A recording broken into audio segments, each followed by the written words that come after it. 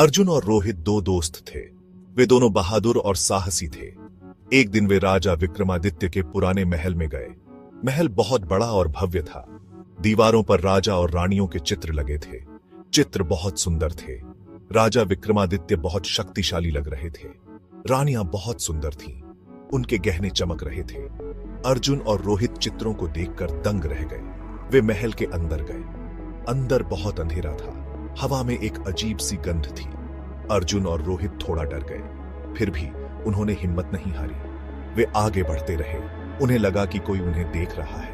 अचानक उन्हें एक आवाज सुनाई दी। वे डर के मारे पीछे हट गए। गांव के बुजुर्गों ने उन्हें महल के बारे में बताया था।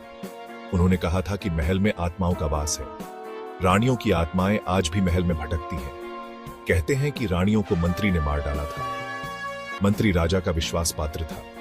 उसने राजा को अपने जाल में फंसा लिया था। राजा ने रानियों को मृत्यु दंड दे दिया था।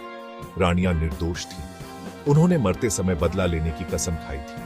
तब से उनकी आत्माएं महल में भटक रही हैं। जो भी महल में जाता है उसे रानियों का क्रोध झेलना पड़ता है।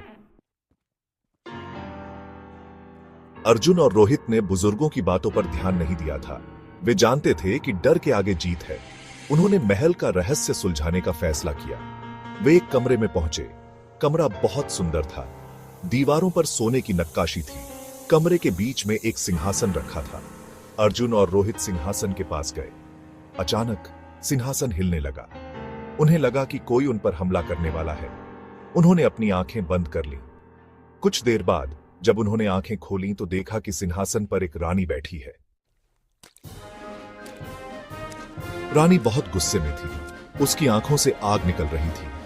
उसने अर्जुन और रोहित को डरावनी आवाज में कहा, तुम यहां कैसे आए? अर्जुन ने हिम्मत करके कहा, हम आपके रहस्य को जानना चाहते हैं।